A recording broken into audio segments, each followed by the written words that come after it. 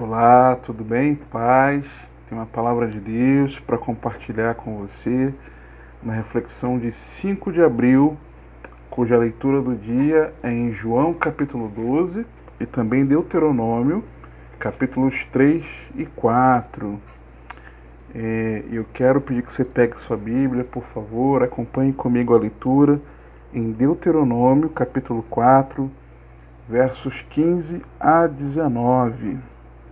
Diz assim a santa e poderosa palavra de Deus: Guardai, pois, com diligência as vossas almas, pois nenhuma figura vistes no dia em que o Senhor em Horebe falou convosco do meio do fogo, para que não vos corrompais e vos façais alguma imagem esculpida na forma de qualquer figura, semelhança de homem ou mulher, figura de algum animal que haja na terra, figura de alguma ave alada que voa pelos céus, figura de algum animal que se arrasta sobre a terra, figura de algum peixe que esteja nas águas debaixo da terra. Que não levantes os teus olhos aos céus e vejas o sol e a lua e as estrelas, todo o exército dos céus, e seja impelido a que te inclines perante eles e sirvas aqueles que o Senhor teu Deus repartiu a todos os povos debaixo de todos os céus. E talvez você esteja se perguntando o que esse texto tem a ver com o título do vídeo: Jesus, a imagem do Deus invisível. Tem sido comum o ser humano descuidar da sua alma, fazendo de pessoas e coisas um imaginário para sua devoção, sempre ocupando lugar na vida, entronizado no coração, preenchendo um espaço no coração que é exclusivo de Deus. São familiares. Quantos não são os pais que idolatram filhos, maridos que idolatram esposas, esposas que idolatram maridos, amigos? Quantos não são aquelas pessoas que a sua vida é viver em torno do amigo, especialmente se o amigo tiver dinheiro, se tiver posses, se te convidar para casa da praia e você idolatra esse amigo? Esportistas, quantos não são aqueles que idolatram esportistas, jogadores de futebol, praticantes de outros esportes? São idolatrados por aí. Tem pessoas que tatuam no corpo. Quantos não são aqueles que idolatram artistas, sejam atores, atrizes de filmes, de novelas, de Hollywood, daqui do Brasil, de onde quer que seja, sejam cantores gospel? Quantos não são aqueles que idolatram líderes religiosos, não importa a religião que seja? Quantos não são aqueles que idolatram, nesses tempos modernos, influenciadores digitais? Se a pessoa não ouvir o que aquele influenciador, não ouvir ou não ler o que aquele influenciador disse naquele dia, o dia da pessoa não continua. Deus tem a misericórdia da minha alma se você me enxerga assim. Deus tem a misericórdia de mim. Quantos não são aqueles que idolatram políticos, né? É o mito, é aquele do Lzinho, né? Tem o do Lzinho assim e tem aquele do assim, né? Quantos não são que idolatram ou um ou outro, ou qualquer outro político? Tem aqueles que idolatram ativistas, como aquela menina, me esqueci do país dela agora, ativista ambientalista, né? Que fala grosso contra países, presidentes, né?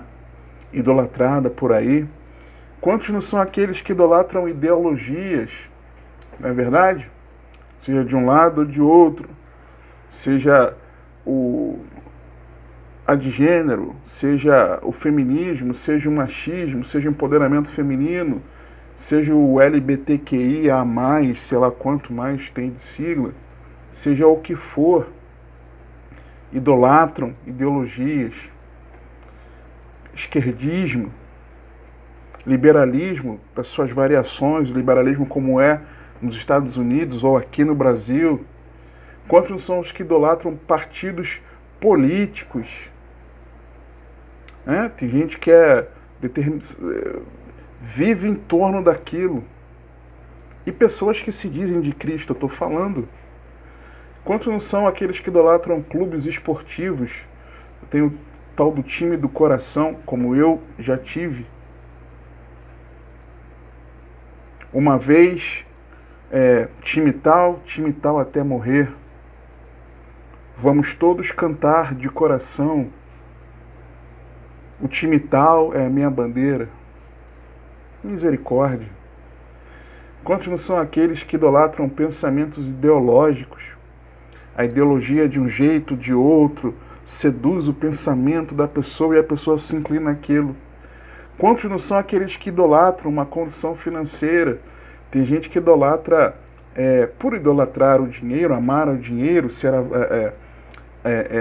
ter esse amor ao dinheiro, ela idolatra essa condição financeira. Então, ela faz de tudo para que a vida dela gire em torno de uma boa condição financeira. Mas tem aqueles que idolatram a miséria também. Porque se a pessoa receber algo bom para ela, ela não pode usar, não pode ter. Eu estou falando bom, eu não estou falando luxuoso, escandaloso, né? Porque ela tem que ser ali.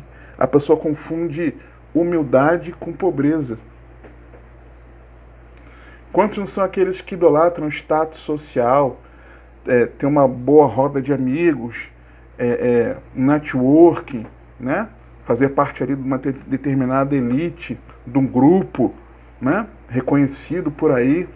Quantos não são aqueles que idolatram denominações religiosas?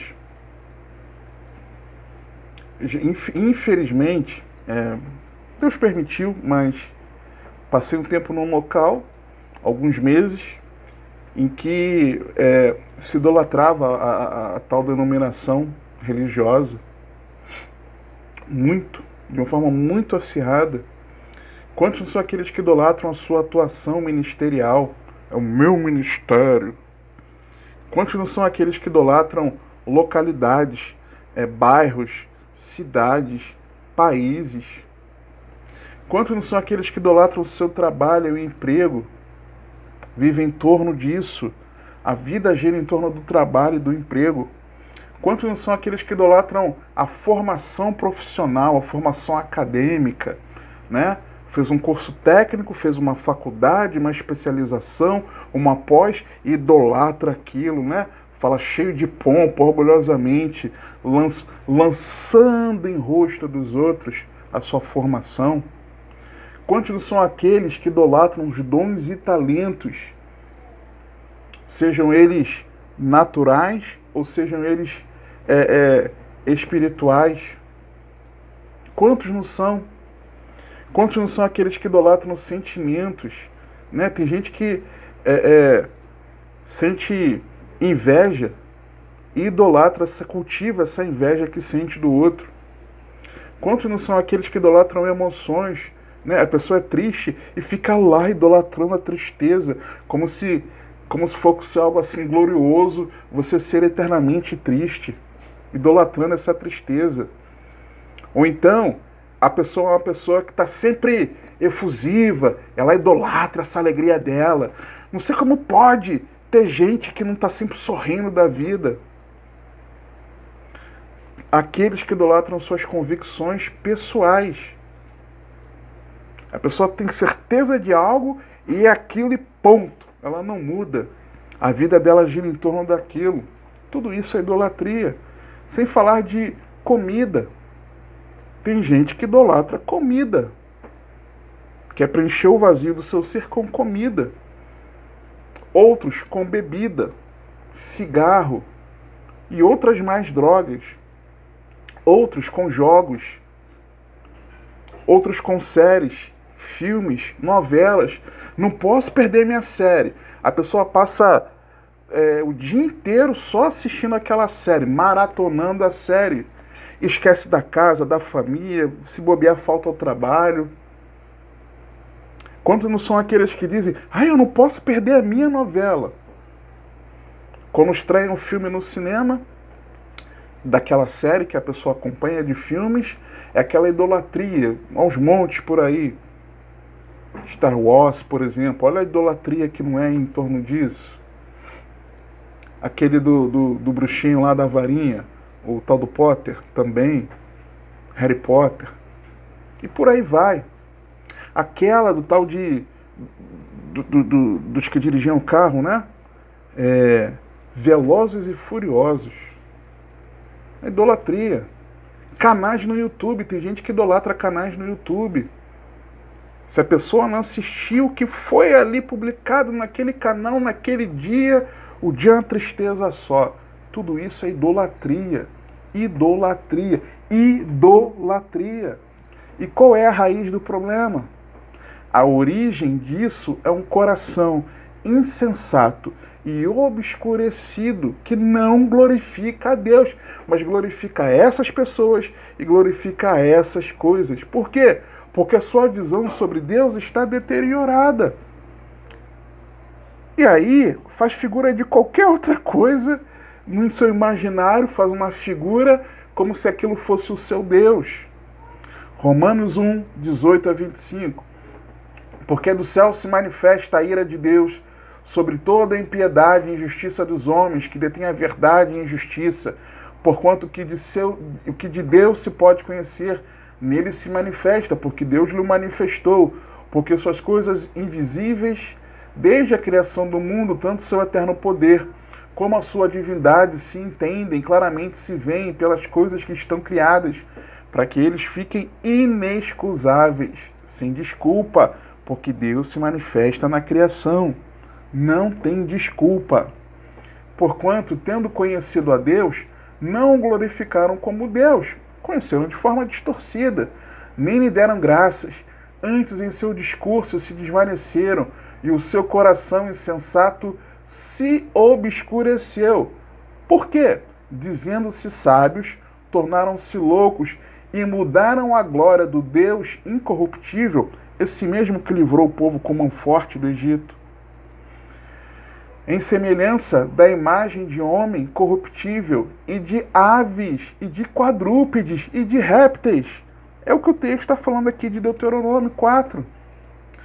Por isso também Deus os entregou às concupiscências de seus corações, à imundícia, para desonrarem os seus corpos entre si, pois mudaram a verdade de Deus em mentira, e honraram e serviram mais a criatura do que o Criador, que é bendito eternamente. Amém.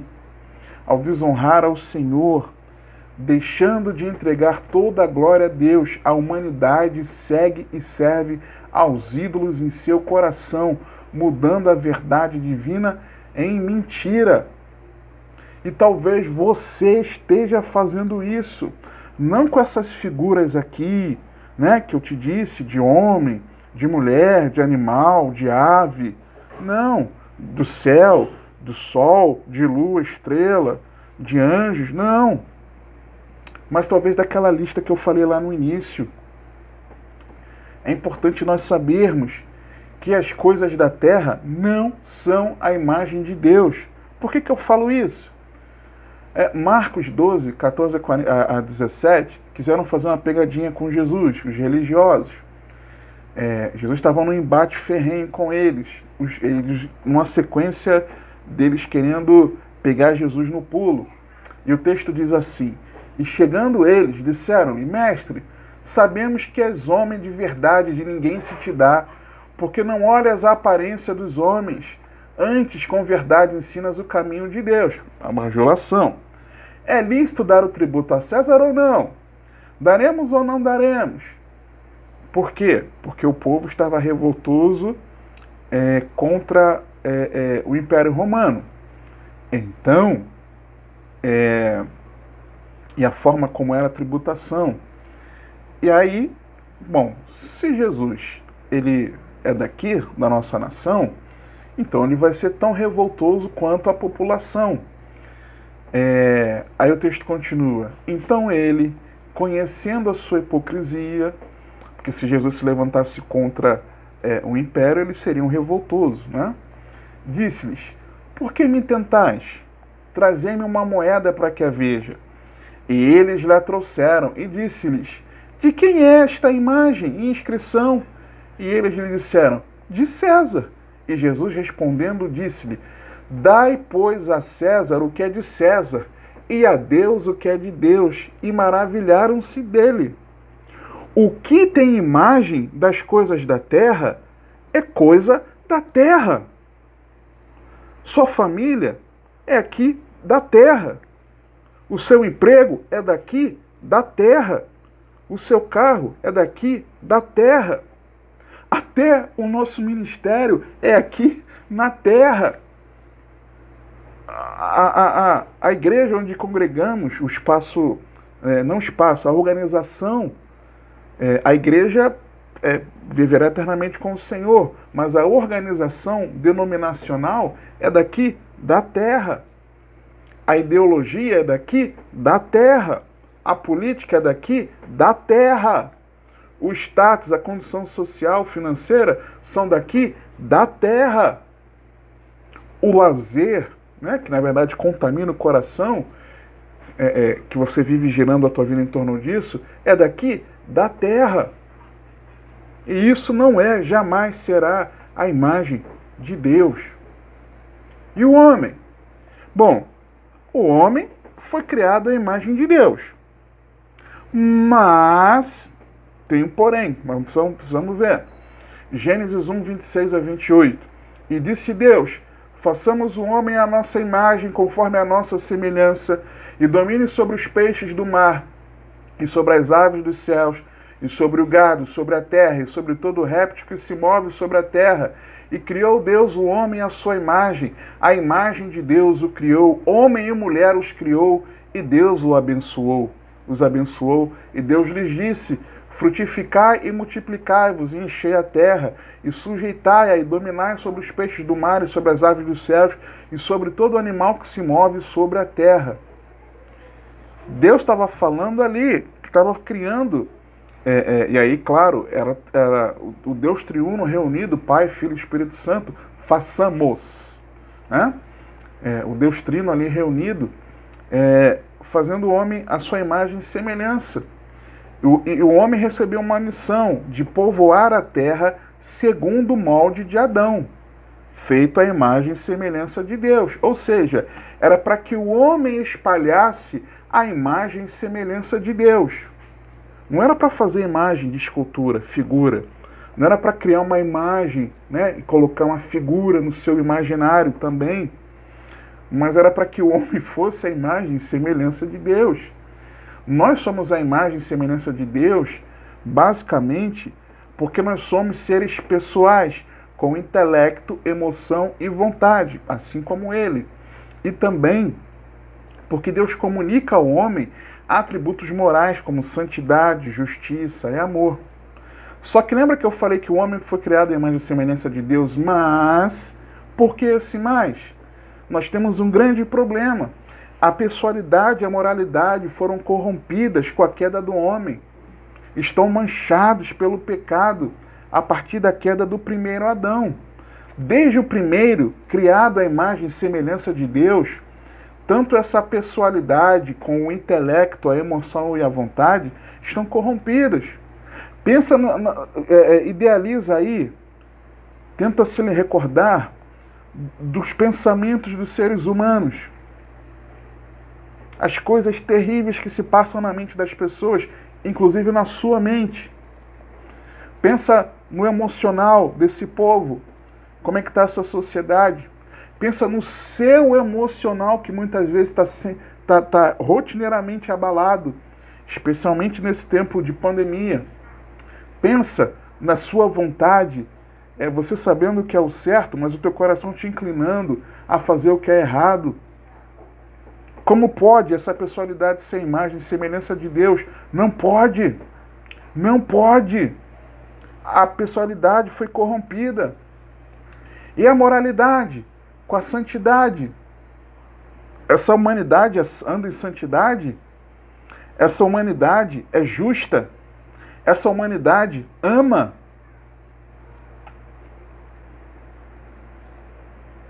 Foi corrompido. E agora? Jesus é a imagem do Deus invisível. Hebreus 1, de 1 a 4. Havendo Deus antigamente falado muitas vezes e de muitas maneiras aos pais pelos profetas, a nós falamos nestes últimos dias pelo Filho, a quem constituiu o herdeiro de tudo, por quem fez também o mundo, o qual, sendo o resplendor da sua glória e a expressa imagem da sua pessoa, e sustentando todas as coisas pela palavra do seu poder, havendo feito por si mesmo a purificação dos nossos pecados, assentou-se à destra da majestade nas alturas, feito tanto mais excelente do que os anjos, quanto herdou mais excelente nome do que eles. Jesus é o resplendor da glória de Deus, a expressa imagem da sua pessoa. Colossenses 1, de 12 a 17. Dando graças ao Pai que nos fez idôneos para participar da herança dos santos na luz, o qual nos tirou da potestade das trevas e nos transportou para o reino do Filho do seu amor, em quem temos a redenção pelo seu sangue, a saber, a remissão dos pecados, o qual é a imagem do Deus invisível, o primogênito de toda a criação, porque nele foram criadas todas as coisas que há nos céus e na terra, visíveis e invisíveis, sejam tronos, sejam dominações, sejam principados, sejam potestades, tudo foi criado por ele e para ele, e ele é antes de todas as coisas, e todas as coisas subsistem por ele. Ou seja, a humanidade precisa ser transformada à imagem de Cristo, o Filho de Deus, o segundo Adão, Jesus, a imagem do Deus invisível. Qual é o problema? A humanidade não quer a Jesus. E talvez eu vou falar algumas coisas aqui de João 12, faz parte da nossa meditação. E você olhe para o teu coração com a ajuda do Espírito Santo e você enxerga que você também não quer Jesus. Você está brincando de servir a Cristo. João 12, a partir do verso 20. Você muitas vezes ama o seu estilo de vida. Ora, havia alguns gregos entre os que tinham subido a adorar no dia da festa. Estes, pois, dirigiram-se a Filipe, que era de Betsaida da Galileia, e rogaram-lhe, dizendo: Senhor, queríamos ver a Jesus. Quantos não são hoje em dia, né? Está na moda ver Jesus, né? Está na moda frequentar uma igreja, né? Filipe foi dizê-lo a André, e então André e Filipe o disseram a Jesus. E Jesus lhes respondeu, dizendo: É chegada a hora em que o Filho do Homem há de ser glorificado. Na verdade, vos digo que se o grão de trigo caindo na terra não morrer, fica ele só, mas se morrer, dá muito fruto. Ou seja, por meio da morte dele, o grão de trigo caindo na terra, morrer, daria muito fruto. De fato aconteceu. Mas aí Jesus faz uma advertência. Quem ama a sua vida, perdê-la-á. E quem neste mundo odeia a sua vida, guarda-la-á para a vida eterna. Está lembrado do que a gente leu? As primeiras palavras de Deuteronômio 4? Guardai, pois, com diligência as vossas almas. E aqui diz, quem ama a sua vida, perdê-la-á. E quem neste mundo odeia a sua vida, guarda-la-á para a vida eterna. Só que o problema é que você muitas vezes ama a sua vida nesse mundo. Você ama o seu estilo de vida nesse mundo. E você não quer negar a si mesmo para seguir a Cristo. Arrependa-se em nome de Jesus. Porque muitas vezes você faz do teu estilo de vida o seu ídolo.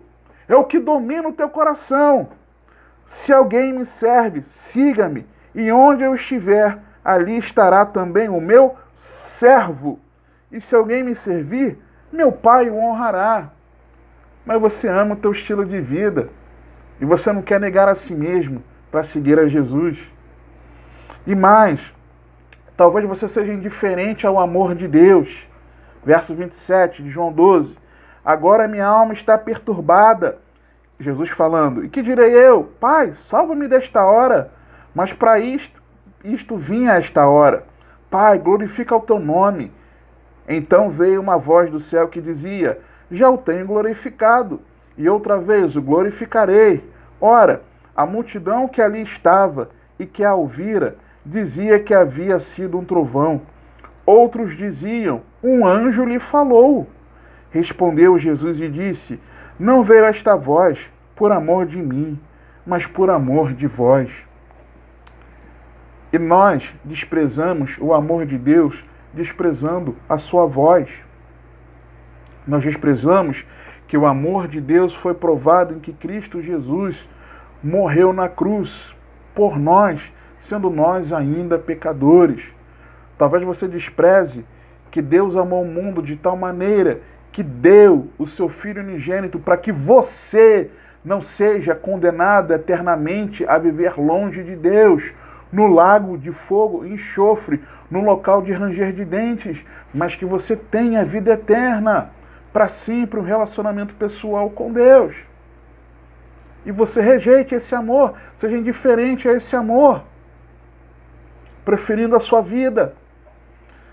E talvez você fique com uma suposição de impunidade no juízo. Não, porque se Deus ama, naquele grande dia, eu não serei condenado. Deixa eu te explicar uma coisa. Sem Jesus você já está condenado. Sem seguir a Jesus de verdade, você já está condenado. Versículo 31 na parte A. Jesus continua dizendo, depois de falar do amor: agora é o juízo deste mundo. E o que João 3, verso 18 fala? Fala que a condenação do mundo é que o mundo rejeitou a luz do mundo. Quem rejeita a luz do mundo já está condenado. E talvez você fique na suposição de que a forma como você viva, Deus não se importa. Você faz uma avaliação errada de você, dizendo: olha, eu não mato, eu não roubo, eu não me prostituo, eu não faço maldade contra as pessoas, então eu serei salvo. Você está supondo uma impunidade no juízo. Mas quem não tem a Cristo já está condenado. O juízo já veio. Outra, verso 31 na parte B. Agora será expulso o príncipe deste mundo. Por quê? Quem é o príncipe do mundo? No qual o mundo jaz? O maligno, o diabo, Satanás, o príncipe da potestade do ar. Só que você agora tem a oportunidade de você não ser mais viver sobre o império, o domínio das trevas, mas você ser governado por Cristo, e você rejeita o senhorio de Jesus. Quando você desobedece às suas palavras, quando você prefere viver escravo das trevas, e você não ser livre pela verdade que há em Jesus. E aí, você rejeita o governo dele. Ele não é o teu Senhor. Talvez ele seja só o teu Salvador, mas não o teu Senhor. Outra, talvez, quando você despreze a obra redentora. Por que Jesus continua dizendo? E eu, quando for levantado da terra, ou seja, for levantado na cruz, todos atrairei a mim. Ele fala isso lá em João 3, versos 14 e 15, referência ao que aconteceu em Números, na serpente de metal, levantada na haste de metal. E dizia isto significando de que morte havia de morrer crucificado. E talvez você despreze o sacrifício de Cristo na cruz. Talvez você despreze a obra redentora de Jesus. Você não se importa de saber, de entender, de reconhecer, de admitir, de aceitar que foi uma troca, que Jesus morreu no seu lugar por causa dos seus pecados. Os seus pecados mataram a Jesus. Ele foi feito maldito por sua culpa. E você não aceita e despreza isso. Você despreza a obra redentora de Jesus. Quando você prefere viver na prática do pecado, não considerando o que Jesus fez para que teus pecados fossem perdoados. Idolatra a sua vida do jeito que é. Arrependa-se em nome de Jesus. Outra, verso 34. Respondeu-lhe a multidão: nós temos ouvido da lei que o Cristo permanece para sempre. Eles até sabiam a Bíblia. Sabiam a Bíblia. Que o Cristo é eterno. Só que aí, olha o que eles dizem. E como dizes tu que convém que o Filho do Homem seja levantado? Quem é esse Filho do Homem? Ou seja, eles entenderam que ser levantado seria ser crucificado.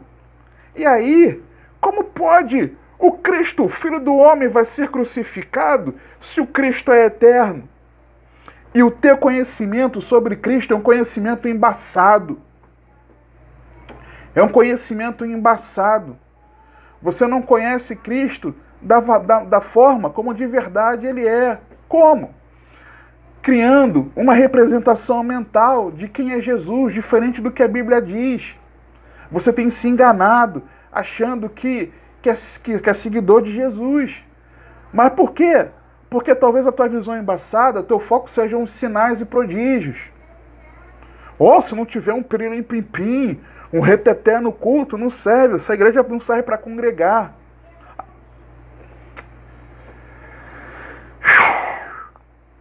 A tolerância ao pecado. O pecado não dói mais. Não dói, você não se importa em pecar. Você não confronta o pecador também. Quando você é inclusivo, quando você diz venha do jeito que você está e não confronta, e aí a pessoa vem nas suas práticas diversas e fica por isso mesmo. Aquela pregação light que afaga o ego, mas a pessoa não é confrontada. E para isso existem até igrejas, né? Instituições inclusivas. Quer ver uma outra forma? O foco nas obras sociais.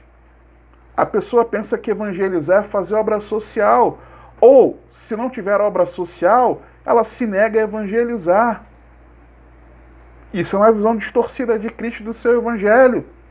Outra, conhecimento embaçado, é quando fica naquelas regrinhas do pode e não pode. Briga por um detalhezinho, sabe? Engole um camelo e quer coar um mosquito. Outra é quando faz da graça algo barato. Não, estamos na graça, eu posso pecar. Vai tomar vergonha nessa face, para não dizer outra palavra. Outra é quando você prefere o ensino bíblico distorcido. O teu pastor te mostra, te diz, olha, a Bíblia ensina isso. E aí você vai confrontar o teu pastor. Gente, dizendo que, mas o youtuber tal falou tal coisa. Eu já ouvi isso. Irmã, mas sou eu que estou te falando, seu pastor. Não, pastor, mas o fulano disse tal coisa. Que raiva que me deu na hora. Não da pessoa, mas desses falsos ensinos. E a pessoa que ensina essas baboseiras acham, e os que seguem também, acham que estão em Cristo. Comércio também, sabe? É um comércio, faça um comércio da fé. Isso é seguir a Jesus?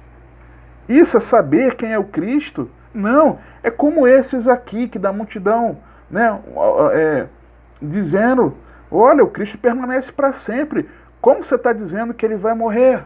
É uma visão embaçada de quem é Jesus. Outra coisa, é quando prefere as trevas. Versículos 35 e 36.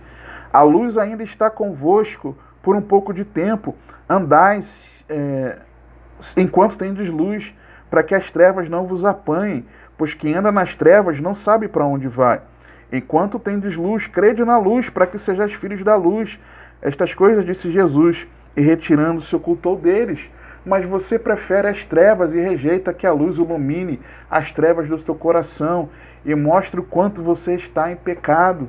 você rejeita a luz porque você prefere as trevas. Outra é quando você resiste à verdade, soberbo.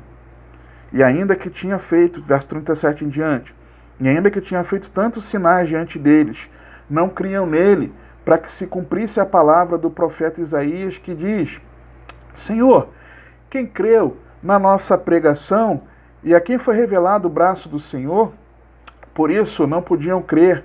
Então Isaías disse outra vez: cegou-lhes os olhos e endureceu-lhes o coração. Está cego, está com o coração obscurecido, duro, a fim de que não vejam com os olhos e compreendam no coração e se convertam em obscure. Isaías disse isso quando viu a sua glória e falou dele. Quando Isaías viu a glória do Senhor Jesus, aquela visão lá de Isaías 6, eu vejo o Senhor assentado no alto sublime trono, e a orla do seu manto enche todo o templo. Né? E outra coisa também, a prioridade distorcida. Versos 42 e 43. Apesar de tudo, até muitos dos principais creram nele. Para muitos, Jesus é a verdade, mas não o confessavam por causa dos fariseus, para não serem expulsos da sinagoga, porque amavam mais a glória dos homens do que a glória de Deus. Vai se converter. Diz que crê em Jesus, mas prioriza a glória desse mundo.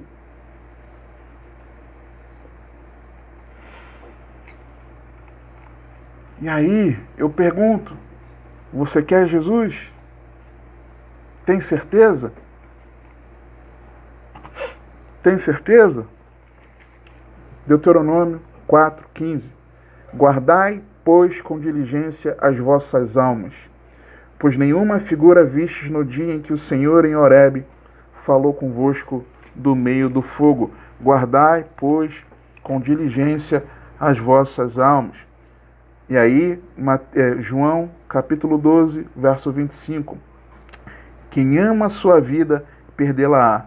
E quem neste mundo odeia a sua vida, guarda-la-á para a vida eterna. Como guardar a alma com diligência para a vida eterna? Quem neste mundo odeia a sua vida? Se alguém me serve, siga-me, e onde eu estiver, ali estará também o meu servo. E se alguém me servir, meu Pai o honrará. Como? Guardando a alma com diligência, seguindo a Cristo Jesus, a imagem do Deus invisível. Primeiro, compreendendo o Evangelho, segundo aos Coríntios 4, 3 a 6. Mas, se ainda o nosso Evangelho está encoberto, para os que se perdem está encoberto, nos quais o Deus deste século cegou os entendimentos dos incrédulos, para que eles não resplandeça a luz do Evangelho da glória de Cristo, que é a imagem de Deus. Porque não nos pregamos a nós mesmos, mas a Cristo Jesus, o Senhor, e nós mesmos somos vossos servos por amor de Jesus. Porque Deus, que disse que das trevas resplandecesse a luz, é quem resplandeceu em nossos corações para a iluminação do conhecimento da glória de Deus na face de Jesus Cristo. Segundo, vivendo em novidade de vida. Compreendendo o Evangelho, agora vivendo em novidade de vida. Colossenses 3, 9 a 11. Não mintais uns aos outros, pois que já vos despistes do velho homem com os seus feitos, e vos vestistes do novo, que se renova para o conhecimento, segundo a imagem daquele que o criou, onde não há grego, nem judeu, circuncisão nem incircuncisão, bárbaro, cita, servo ou livre, mas Cristo é tudo em todos. E vos vestistes do novo, que se renova para o conhecimento, segundo a imagem daquele que o criou. Terceiro, sendo um imitador de Cristo. Romanos 8, 28 a 29. E sabemos que todas as coisas contribuem juntamente para o bem daqueles que amam a Deus, daqueles que são chamados segundo o seu propósito, porque os que dantes conheceu, também os predestinou para serem conformes à imagem de seu Filho, a fim de que ele seja o primogênito entre muitos irmãos. Quarto, não resistindo ao Espírito Santo, segundo aos Coríntios 3,18. Mas nós, com o rosto descoberto, refletindo como um espelho a glória do Senhor, somos transformados de glória em glória, na mesma imagem, como pelo Espírito do Senhor. Nós precisamos abandonar esses ídolos do coração, criando um imaginário para entregarmos a nossa devoção e desprezando Deus, querendo fazer uma imagem de Deus no lugar de adorarmos ao próprio Deus.